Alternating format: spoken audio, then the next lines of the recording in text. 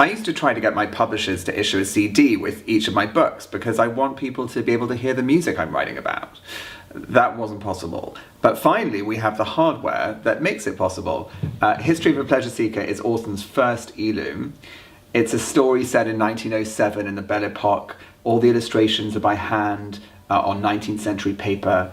If you want to read it, you can just read it. But you'll remember reading it because it looks like itself and nothing else. This is absolutely not an ebook. Sometimes when you're reading, you might want to see deeper into the world of the story. So every time you see an illustration on the page, you can look in. This is a young man walking to a job interview in Amsterdam in 1907. If you're tired of reading, if it's late at night, or if you've been reading on a train and want to just keep walking to work, you just tap a button and... He sauntered down the Blaubergwal and crossed onto the Herengracht Canal. That's Downton Abbey's Dan Stevens, who does a brilliant job. The book is about a young man who gets a job as tutor to a very rich European hotelier whose son is extremely troubled and plays a lot of Bach.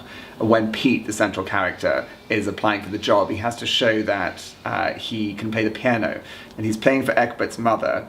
His intuition tells him that she hasn't had sex for a long time, so he decides to play a Chopin nocturne in E-flat major because his mother told him that E-flat major is the only key for love.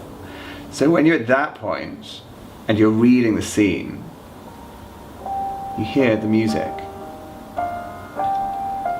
And that's a wholly new imaginative experience, to be in the room with a young man playing this gorgeous piece of music. All the other things it does are in the drop-down menu. When I'm reading a book, sometimes I want to ask the author a question. You can ask me a question: do you believe in magic?